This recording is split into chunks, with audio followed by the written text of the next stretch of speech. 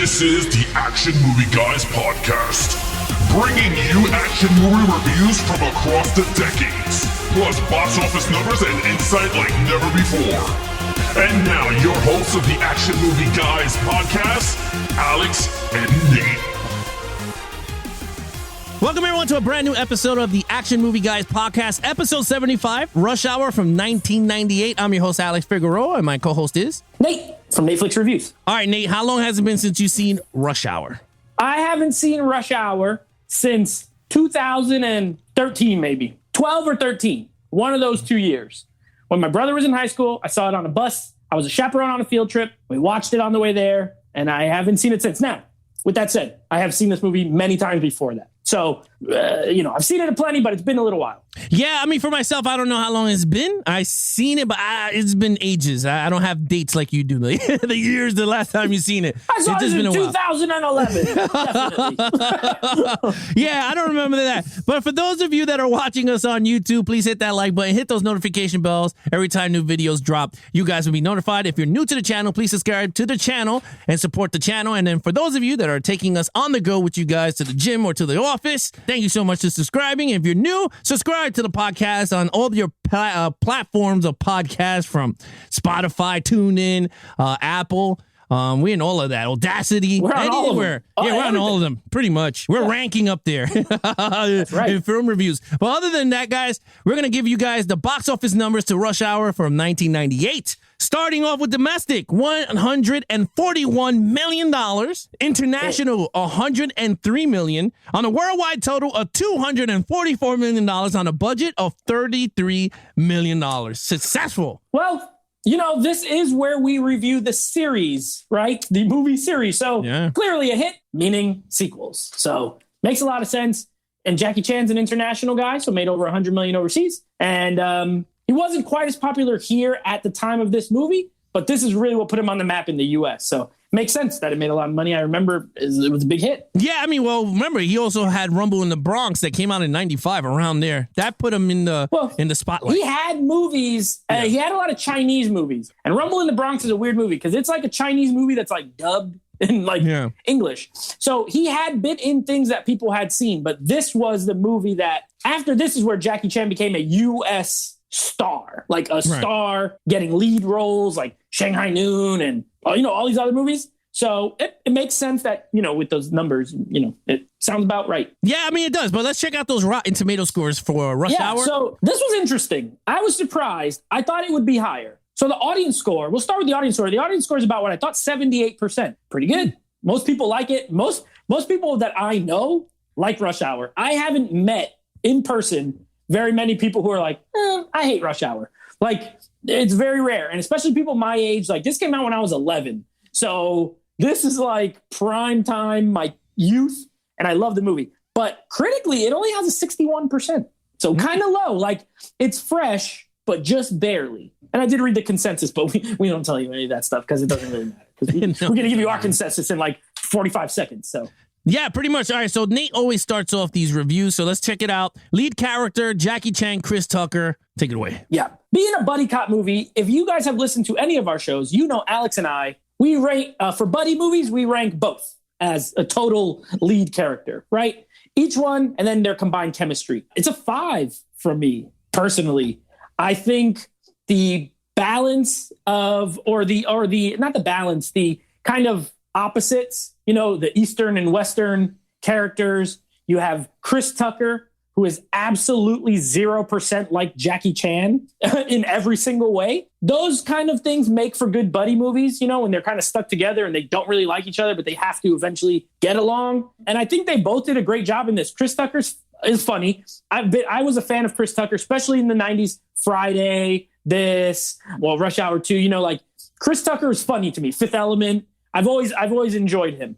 Jackie Chan, newer to me when this came out, but over time, just one of the best, action movie actors, really does his own stunts. You know what I mean? And he's funny in this. He gets to do a little bit of humor. I love them together. I think they have great chemistry. I think they both characters play really well off of each other. So I gave it a 5. Yeah, and look, I agree with you. Jackie Chan and Chris Tucker, they had this chemistry with each other. I still prefer Mel Gibson and Danny Glover. I think they had really great chemistry on screen. Sure. But this one was actually pretty good. I thought it worked. Like, again, I haven't seen this in years, so it's actually pretty funny. And you're right, there's two different styles of actors working with each other. I gave it a 5 also. For the time period that we've got this at 98. So then all the jokes, do they land with Chris Tucker? Not as much because they're all outdated. I mean, now they're all outdated, all those jokes. So for me, it all worked well. I thought they had great chemistry together. The fighting was great.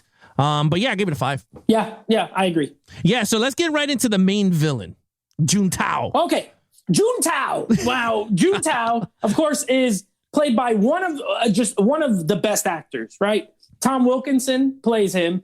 This guy's he's not like an A-list actor. He's more of a character actor, but he's always great in every single thing he's in. If someone can tell me a bad Tom Wilkinson role, tell me down in the comments, but I don't believe you. He's always good. And this is no different. Like, he's good in the role. Now, is the villain a great villain? No, he's not. He's okay. He's an okay villain played by a great actor.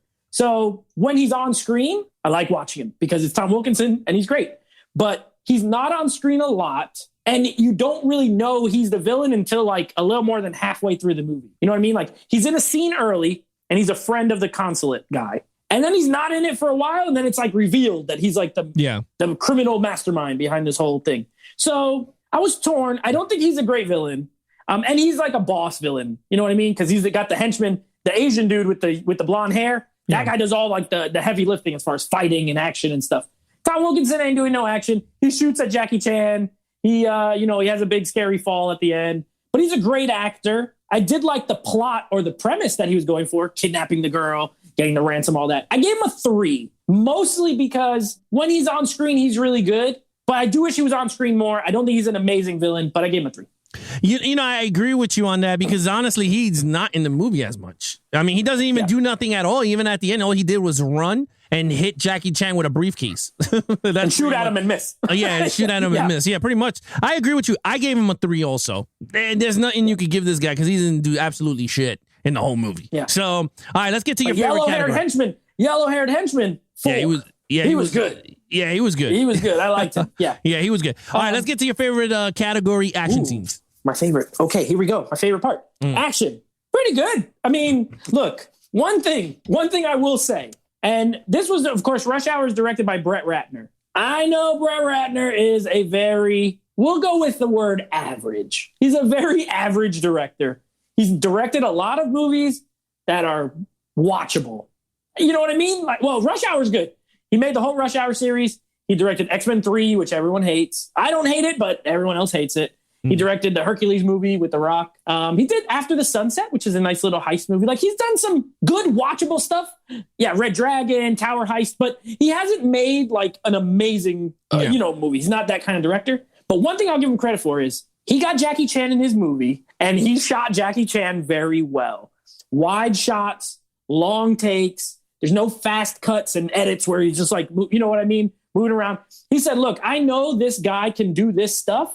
Why not just show people what he can do? And I appreciated that as an action fan and like someone who likes to actually see what's happening. When Jackie Chan is rolling around on pool tables, you could tell it's him and you could see what's happening. When they're in the Chinese restaurant up in the top, you could see everything he's doing. So I think Brett Ratner did a good job directing the action. There's not tons of action, but there's very well executed action.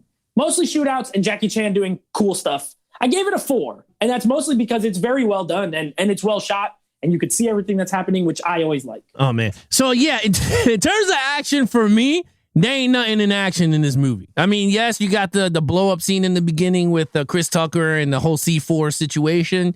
You do get him when he's chasing after the blonde head person throughout the alleyway. And then, of course, you get the ending scene, and then, of course, the fight in the restaurant. But that's not much for me to go, oh, this is much action. You know what I mean? Like, it has action. And I'm not going to be one, like, I remember before, it's like, oh, total action. No, I'm starting to, like, level off here in terms of where I'm going to start grading these things in. I gave it a 3. It's not much action for me to go, this is an action style of movie. This is more of a comedy action, more comedy than action in this one. Yeah.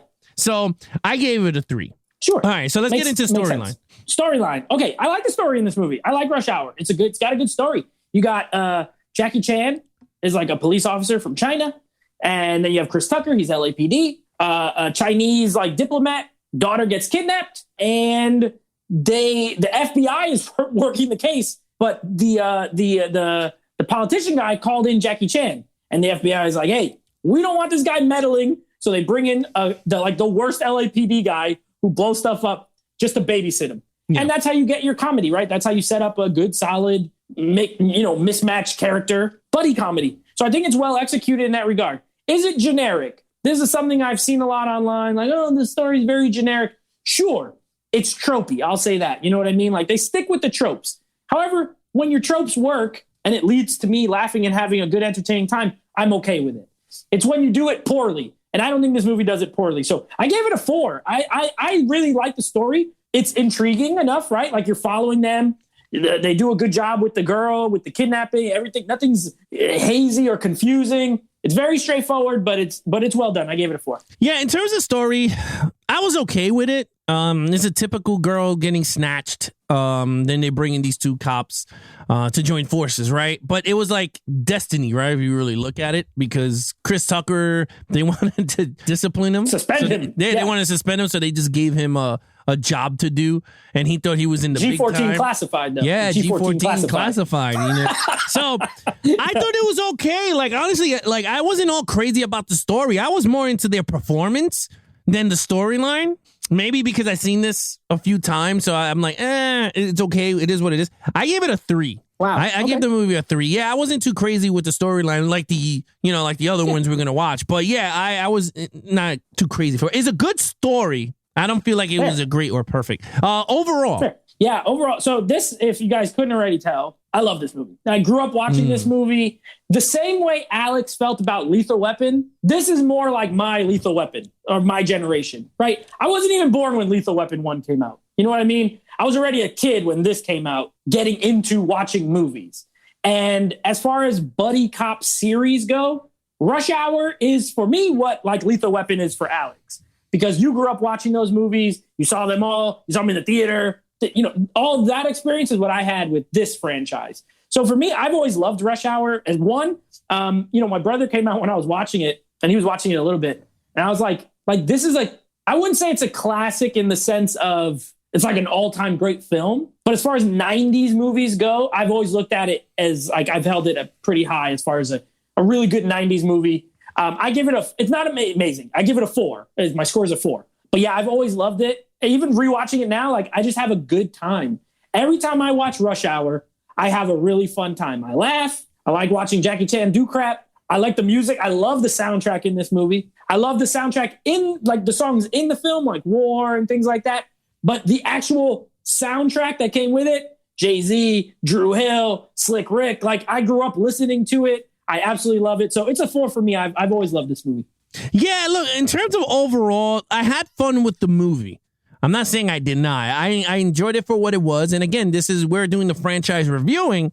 Is this a great basis to start off an entire franchise? Absolutely. This kicked off a franchise. And this is exactly what you wanted in a number 1 movie, a foundation. And guess what? This was it. I gave it a 3.5. I enjoyed it. I thought the jokes still continued to be funny.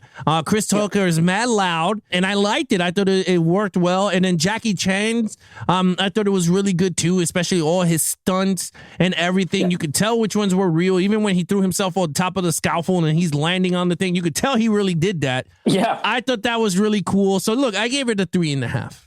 All right. So fair enough. Let's get to your total points.